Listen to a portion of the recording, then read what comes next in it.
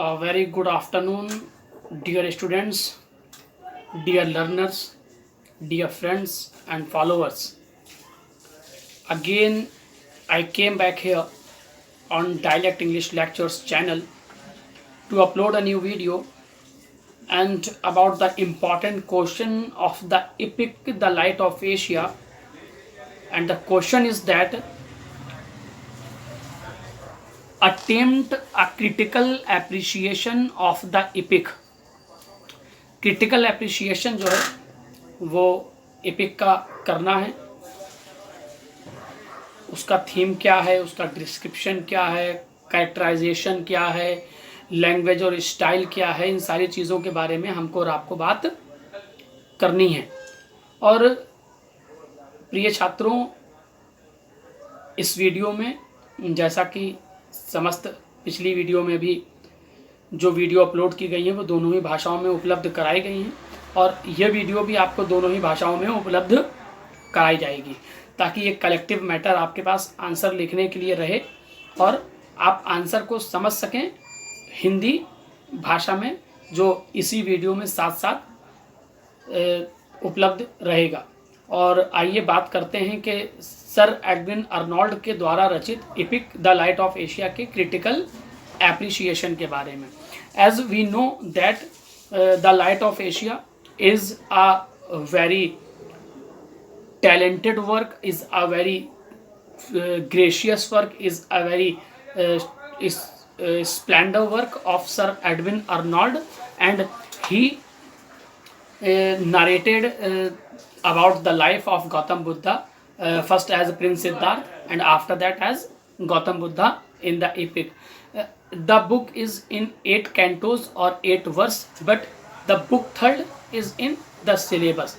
We will discuss or we will describe the things. I'll narrate the important things about the book third in this video. The first and the important thing of the epic in its critical appearance as the theme of the epic. As we see and we read the epic in a very deep manner, and the full epic once we read, we see that the theme of the epic is surrounded or all around Gautam Buddha's or Prince Siddharth's life. At first, Sir Edwin Arnold depicts the life of Prince Siddharth as Prince Siddharth spends a very luxurious life or very comfortable life in the pleasures of palace, and he spends a very happy life in it. He doesn't know about pain, about sickness, about old age, about death, about sufferings, or about the miserness or misery. And after that, Sir Edwin Arnold depicts about the life of Gautam Buddha, how he becomes a Buddha and starts to preach and message to his disciples or pupils about Buddhism, and it starts and begins a new way of life to convey the message. And after that, Prince Siddharth becomes a monk or saint. Sir Edwin Arnold describes or depicts the thing very beautifully about the life at the starting age of Prince Siddharth and the last age of Prince Siddharth both. Next, and the important thing of that, the description. The description of the epic is very realistic, and it narrated by very beautifully by Sir Edwin Arnold, as he depicts about the things about the palace, about the luxurious life, about the crying of Yashodhara when she wakes at night, having seen the condition of Prince Siddharth, restlessness or uneasiness, and about the old age, about the old man, about the sickness, about the illness of the old man, about the dead body, and about the consumptions of dead body into ashes. And after that, he tries all these things to explain in a very realistic way, or all these things just presents and profound the things among the Hindus, especially Indian background. Or next and the important things of the epic, that characterization. Characterization of the epic is that the central figure and the central character of the epic as Prince Siddhartha, and Prince Siddhartha was filled with mercy and compassion in his heart, and he feels mercy, and he just wants to show mercy towards others when he visits the city of Kapilvastu twice. And the other things, as Prince Siddhartha feels compassion, and he starts thinking to save mankind, and when he decides to become a Buddha, and when he decides to become a saint to save mankind and to give to remove the sufferings of humankind. And the other important character of the epic, King Shuddhodana, father of Prince Siddhartha, and he wants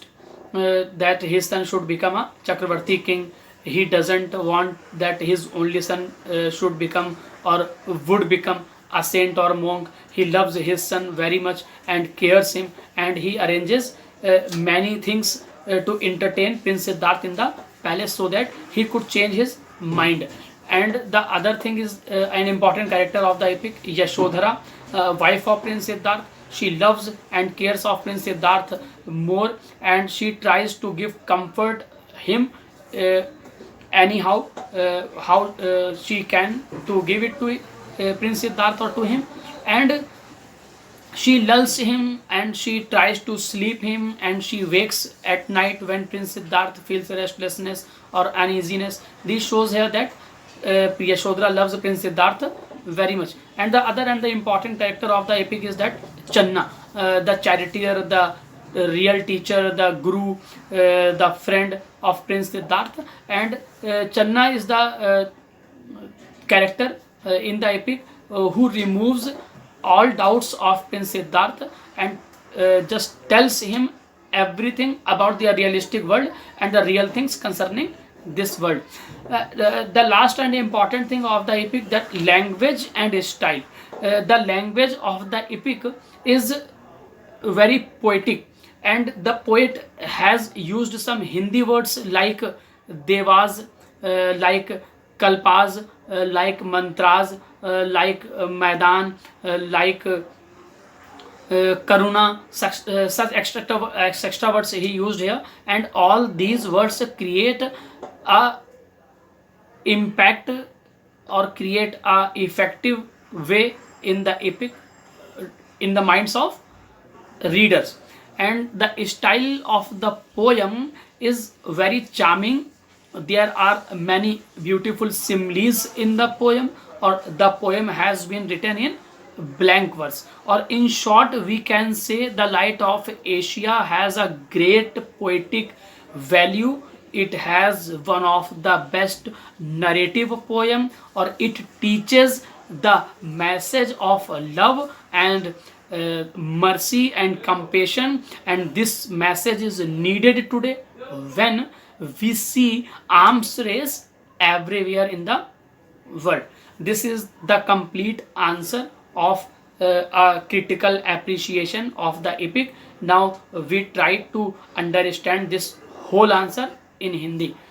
प्रिय छात्रों, जैसा कि अभी मैंने वर्णित किया critical appreciation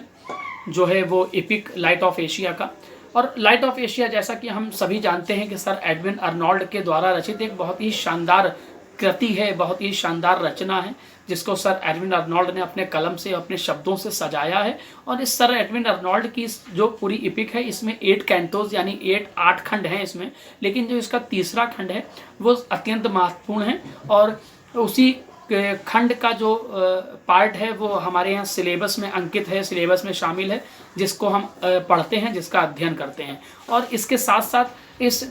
पूरे epic की कुछ जो इम्पॉर्टेंट पार्ट्स हैं, जो कुछ महत्वपूर्ण चीज़ें हैं जिनके बारे में हम यहाँ वर्णित करेंगे. और इसकी फर्स्ट और प्रमुख जो सर्वप्रथम है वो है इस पोएम का, इस एपिक का थीम. थीम क्या है कि सर एडविन अर्नोल्ड ने सर्वप्रथम इस पूरे एपिक को राजकुमार सिद्धार्थ के इर्द गिर्द पिरोने की, इर्द गिर्द सजाने की कोशिश की है। राजकुमार सिद्धार्थ का प्रारंभिक जीवन दर्शाया है। राजकुमार सिद्धार्थ जिस तरीके से महल में ऐशो आराम की ज़िंदगी जीते हैं, उनके लिए महल में तमाम ऐशो आराम की चीज़ें मुहैया हैं, नर्तकियाँ मौजूद हैं, म्यूजिशियन संगीतकार मौजूद हैं, ऐशो आराम के लिए तमाम वो चीज़ें मौजूद हैं राजा शुद्धोधन की तरफ से जो अरेंज की जाती हैं प्रिंस सिद्धार्थ के लिए। और प्रिंस सिद्धार्थ प्रारंभिक जीवन में जैसा कि ज्ञानी बहुत थे, लेकिन दर्द के बारे में, पीड़ा के बारे में, कष्ट के बारे में, बुढ़ापे के बारे में, बीमारी के बारे में, मृत्यु के बारे में और तमाम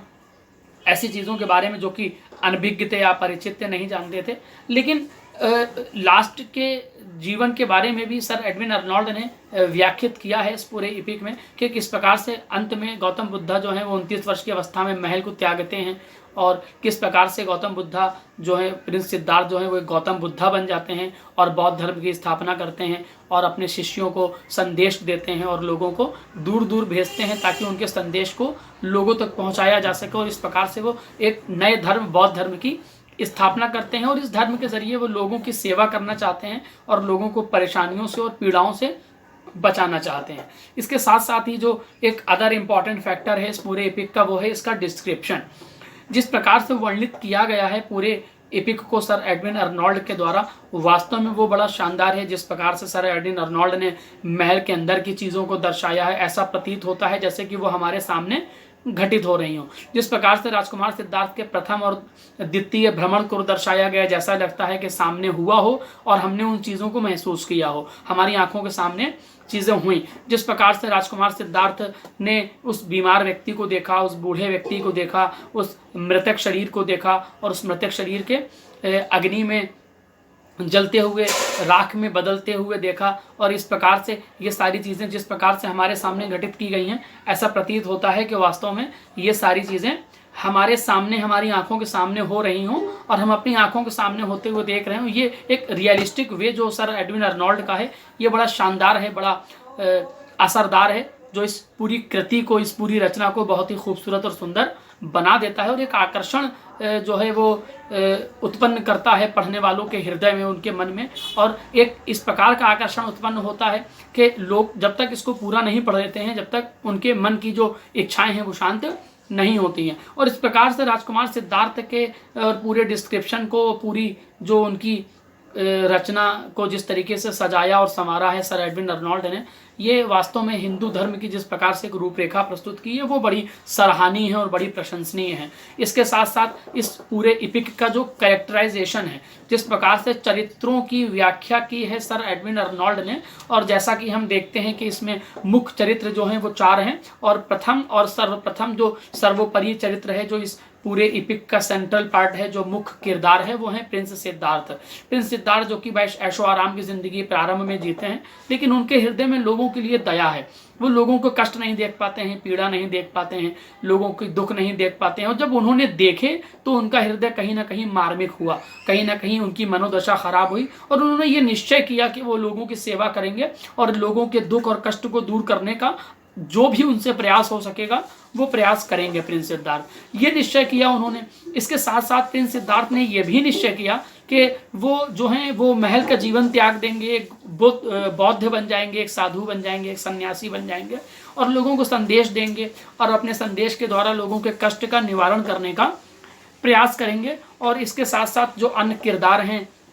इसके वो किरदार हैं राजा शुद्धोधन जो कि प्रिंस सिद्धार्थ के पिता हैं, और राजा शुद्धोधन जो कि अपने पुत्र से अत्यंत प्रेम करते हैं और उसको एक चक्रवर्ती राजा के रूप में देखना चाहते हैं भविष्य में। उससे वो इतना प्रेम करते हैं, अत्यंत प्रेम करते हैं कि उसके लिए ऐशो आराम की तमाम चीज़ें महल में मुहैया कराते हैं। और इसके साथ साथ राजकुमार सिद्धार्थ के इंटरटेनमेंट के लिए, मनोरंजन के लिए नर्तकियाँ मौजूद हैं, म्यूजिशियन संगीतकार मौजूद हैं और तमाम ऐशो आराम की वो चीज़ें मौजूद हैं जो कि एक महल के अंदर एक राजा अपने पुत्र के लिए उपलब्ध करा सकता है, जो हमारी और आपकी कल्पनाओं के परे हैं। वो सारी चीज़ें वहाँ मुहैया हैं। और लेकिन राजकुमार सिद्धार्थ के पिता जो हैं वो नहीं चाहते कि उनका इकलौता पुत्र जो है वो साधु बन जाए, वो संत बन जाए, और इसलिए वो उसके मन को विचलित करने के लिए और उसके मन को जो है वो पीड़ाओं से हटाने के लिए, और जो कुछ भी प्रिंस सिद्धार्थ सोचते हैं उन सारी चीज़ों से उनके मन को हटाने के लिए राजकुमार सिद्धार्थ के पिता शुद्धोधन के द्वारा सारी चीज़ें अरेंज की जाती हैं। इसके अलावा एक अन्य किरदार है इसके अंदर। वो किरदार क्या है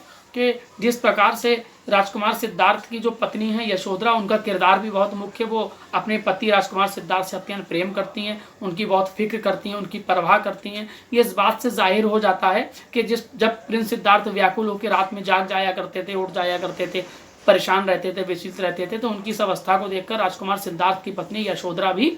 जाग जाया करती थी, उठ जाया करती थी, उनको लोरी सुनाकर, गीत सुनाकर शांत करने का प्रयास करती थी, उनसे पूछती थी उनकी परेशानी का कारण, उनको संगीत सुनाकर जो है वो उनको बहलाने का प्रयास करती थी, और जितना भी उनसे हो सकता था वो राजकुमार सिद्धार्थ की परवाह करती थी और उनकी फिक्र करती थी, और वो हर प्रकार से सुख देने का प्रयास करती थी राजकुमार सिद्धार्थ को, जैसा कि एक पत्नी हिंदू धर्म के अनुसार कर सकती है और अपने पति की सेवा कर सकती है। इसके साथ साथ ही एक अन्य और जो आखिरी किरदार है, जो मुख्य किरदार है, जो चरित्र है इसका, वो है चन्ना। चन्ना जो कि राजकुमार सिद्धार्थ का सारथी भी है, राजकुमार सिद्धार्थ का साथी भी है, सच्चा दोस्त भी है, गुरु भी है, अध्यापक भी है, एक फिलोसफर भी है इस पूरे एपिक के अंदर। और चन्ना ही है वो किरदार जो राजकुमार सिद्धार्थ के तमाम संदेहों को दूर करता है, राजकुमार सिद्धार्थ के तमाम सवालों का जवाब देता है उनको, और राजकुमार सिद्धार्थ को बताता है कि जीवन की वास्तविकता क्या है, सच्चाई क्या है, और संसार की वास्तविकता और सच्चाई क्या है। और इस प्रकार से राजकुमार जो संसार की वास्तविकताओं से अनभिज्ञ और अपरिचित थे, इन तमाम चीज़ों के बारे में चन्ना के द्वारा ही राजकुमार सिद्धार्थ को बताया जाता है। वास्तव में चन्ना को राजकुमार सिद्धार्थ का सच्चा मार्गदर्शक और गुरु की संज्ञा इस इपिक में दी गई है। इसके अलावा भी बात आती है इस इपिक का जो एक लैंग्वेज और स्टाइल है, जिस प्रकार की भाषा का और जिस प्रकार के तरीके का इस्तेमाल करके सर एडविन अर्नोल्ड ने इस पूरी रचना को, कृति को सजाने का प्रयास किया है, वो बड़ा शानदार है। और जो इसकी जो रचना है वो सर एडविन अर्नोल्ड ने पोइटिक वे में की है, यानी कविता के अंदाज में की है। यानी लास्ट की जो पंक्तियां, वर्ड्स होते हैं लाइनिंग के, वो कहीं ना कहीं राइमिंग वर्ड्स होते हैं, और जो इसको कहीं बहुत ज़्यादा चार्मिंग और अट्रैक्टिव बना देते हैं, ताकि रीडर्स जो हैं, जो पढ़ने वाले हैं, उनके मन में एक व्याकुलता, एक जो मनोदशा उनकी ऐसी होगी, जब तक वो इसको अंत तक ना पढ़ लें तो उनको शांति ना मिले, उनको धैर्य ना रहे, और उनकी जो जिज्ञासा रहे वो इसको अंत तक पढ़ने की बाकी रहे। और इस प्रकार से इसको बड़ा शानदार बनाने का प्रयास किया गया है। और सर एडविन अर्नोल्ड के द्वारा इस पूरे इपिक में जो है कुछ हिंदी के विशेष शब्दों का प्रयोग किया गया है, जैसे कि एक शब्द किया गया है कोस, एक शब्द किया गया है मैदान, एक शब्द किया गया है हमल, एक शब्द किया गया है करुणा, एक शब्द किया गया है मंत्र, एक शब्द किया गया है देवाज, एक शब्द किया गया है कल्पाज। और इस प्रकार के हिंदी शब्दों का प्रयोग करके सर एडविन अर्नोल्ड ने इसको और ज़्यादा कहीं ना कहीं एक इफेक्टिव और प्रभावशाली बनाने की कोशिश की है। रीडर्स कहीं ना कहीं आकर्षित रहे हैं, अंतिम पंक्ति तक जो है वो रीडर इसको पढ़ने में लालायित रहे हैं और आकर्षित रहे हैं। और जब तक उन्होंने अंतिम पंक्ति इस इपिक की नहीं पढ़ ली है, उनको धैर्य नहीं रहा और वो चैन से बैठ नहीं पाए हैं। और महात्मा गांधी ने तो इसको जो है वो एक धार्मिक ग्रंथ की संज्ञा दी है इपिक को पूरे। और इसके अलावा बहुत खूबसूरती से, बहुत अच्छे तरीके से जिस प्रकार से शब्दों को सजाया गया है, और फिगर ऑफ स्पीच यानी अलंकार, सिमिली का जिस प्रकार से सर एडविन अर्नोल्ड ने इसमें पूरा प्रयोग किया है, इस्तेमाल किया है, वो बड़ा शानदार है सर एडविन अर्नोल्ड का। और इसके साथ साथ अंत में हम ये कह सकते हैं कि बहुत वैल्यू रखती है, बहुत पोइटिक वैल्यू है इस पूरी इपिक की। अपने इंग्लिश लिटरेचर का जो पूरा, अंग्रेजी साहित्य का जो पूरा ख़जाना है वर्ल्ड का, उसमें अपने आप में इस the light of Asia EPIC की अपनी एक पोइटिक वैल्यू है, अपनी एक महत्ता है जो कहीं भी कम नहीं होती है। और एक नरेटिव पोयम है, जिस प्रकार से प्रारंभ से लेके जीवन के अंतिम पड़ाव तक, मृत्यु तक का वर्णन जिस प्रकार से सर एडविन अर्नोल्ड ने गौतम बुद्धा के प्रिंस सिद्धार्थ का किया है, एक नरेटिव पोयम है। और साथ साथ एक नोबेल मैसेज, संदेश सर एडविन अर्नोल्ड इस कविता के द्वारा हमको देना चाह रहे हैं, जो प्रेम का संदेश है, जो करुणा का संदेश है, जो प्यार का संदेश है, जो एक दूसरे का ख्याल रखने का संदेश है, एक दूसरे के साथ हाथ में हाथ पकड़कर मजबूती से एक दूसरे की मदद करने का संदेश है, जो सर एडविन अर्नोल्ड कहीं ना कहीं इस कविता के जरिए देने का प्रयास कर रहे हैं। और वास्तव में आज के इस आधुनिक दौर में इस संदेश को कहीं ना कहीं हमारे द्वारा, छात्रों के द्वारा, अध्यापकों के द्वारा लोगों तक पहुंचना चाहिए, क्योंकि आज जहां हम हथियारों की दौड़ में और जिस प्रकार से एक दूसरे से आगे निकलने की दौड़ में हथियारों को इकट्ठा कर रहे हैं, एक दूसरे को डराने के लिए, एक दूसरे को हराने के लिए, एक दूसरे को पराजित करने के लिए, तो आज सर एडविन अर्नोल्ड की इस इपिक के जो संदेश हैं, जो प्यार का संदेश है, जो एक सर एडविन अर्नोल्ड प्रेम रूपी संदेश देना चाह रहे हैं, संसार में एक एकता स्थापित करने का संदेश जो दे रहे हैं इस कविता के जरिए, इस एपिक के जरिए, उसकी बड़ी ज़रूरत है कि लोगों के द्वारा ये संदेश पहुंचे, लोगों के पास ये संदेश पहुंचे, और ये संदेश हमारे और आपके माध्यम से ही लोगों तक पहुंच सकता है। और इस प्रकार से ये क्रिटिकल एप्रिसिएशन था पूरा इस पोयम का, इस एपिक का, और ये आंसर जो है यहाँ पर पूर्ण हो जाता है।